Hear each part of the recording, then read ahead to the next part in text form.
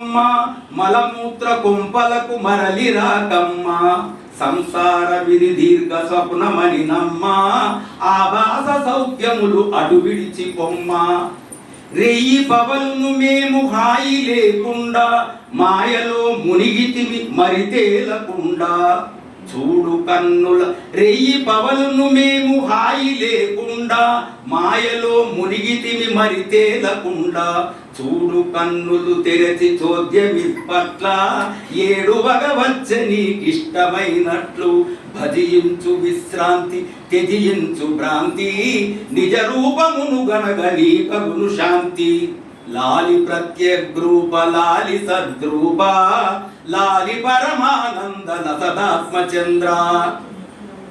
ఆ మదాల సంటుంది బిడ్డలను ఒరే నీవు సాక్షాత్తు ప్రత్యేగాత్మ స్వరూపుడవురా, నీవు సాక్షాత్తు బింబము నుండి ప్రతిబింబంలాగా ఏర్పడినవురా, కాబట్టి ఈ ఆత్మజ్ఞానాన్ని నీకు బోధిస్తున్నా అని ఆ బిడ్డనికి లాలిపాట వాడుతూ ఈ జగవంత ఎట్లున్నదంటే జలబుద్భుతంబులి జగములను కొమ్మ మలమూత్ర కొంపలకు మరలి రాకంప.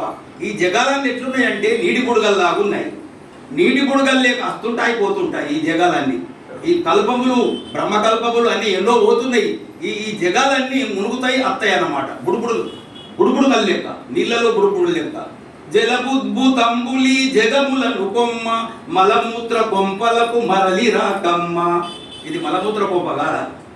అవు దీనంతా అసహ్యకరణము, దీనంతా దీన్ని ముట్టుకుంటనే పాపం అన్నట్టున్నది.